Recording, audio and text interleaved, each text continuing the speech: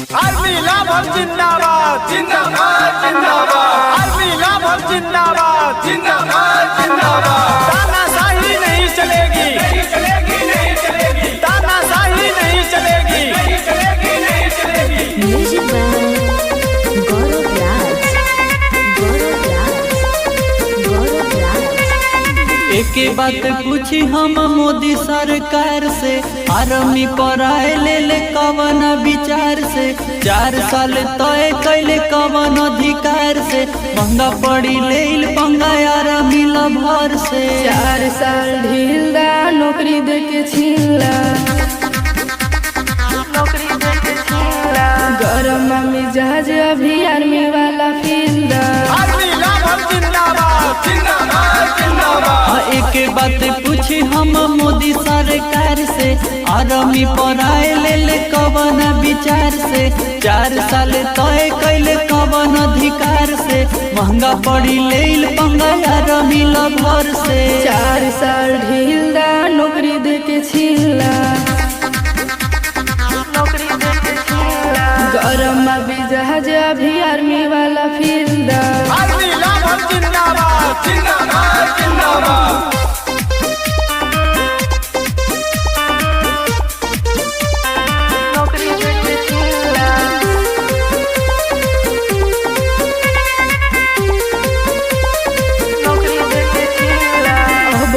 सबके कलाश लागी हो, देहिया में लाग गइल बाटे आगी हो।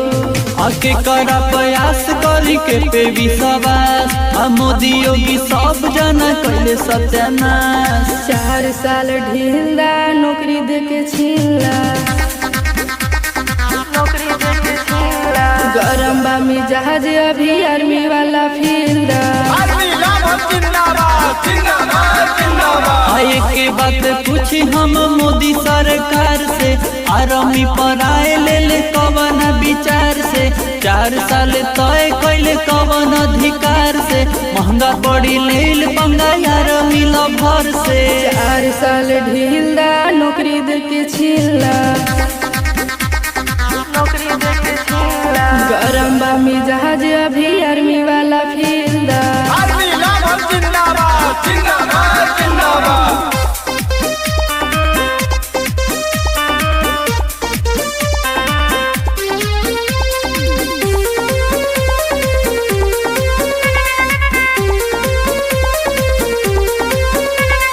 झूठा हूँ के सब नेता वादा करेले, अपने से नाश मर्यादा करेले।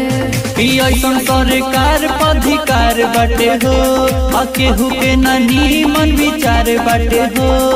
4 साल ढीला नौकरी दे के छीला, गरम बा मिजाज अभी आर्मी वाला फील्डा। आर्मी लाभर जिंदाबाद जिंदाबाद जिंदाबाद। के बात पूछी हम मोदी सरकार से, आर्मी पर आए ले कवन विचार से।